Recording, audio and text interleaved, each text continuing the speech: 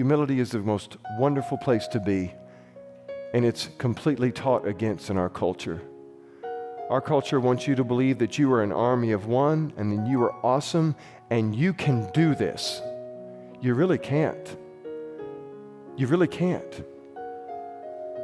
As much as you'd like to, as much as you want to, you just can't.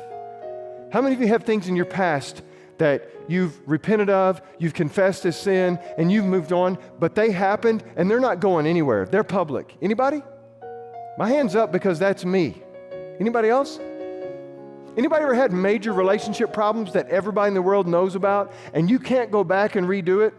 Anybody? Anybody feel like they have a scarlet letter? Maybe it's not an A, maybe it's a different one. Anybody have some of those?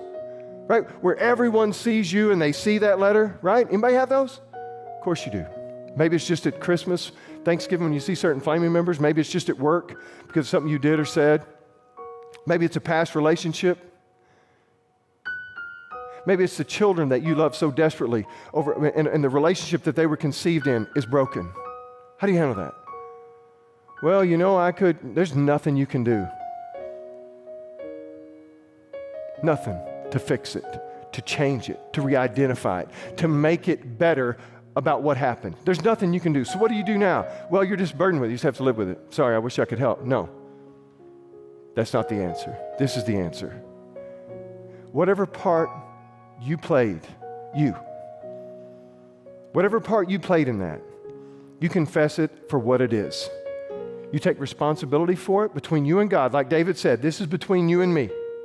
If there's something between someone else you need to go and do, you go do it. It's between you and God. You get it out there. If you have any boundaries, any excuses, any walls, any reasons why it happened, and it's always someone else, you take a little bit of responsibility and everybody else takes the rest, you will never be freed of it. God does not punish His children. He does not make them carry their sin for the rest of their life, no matter what it is. Big, small, ugly, clean, whatever sin identity you give it. If you will confess it as it is, take identity for what part is yours, you will begin to experience freedom from it. That is a promise from God, not some book I read about Jesus.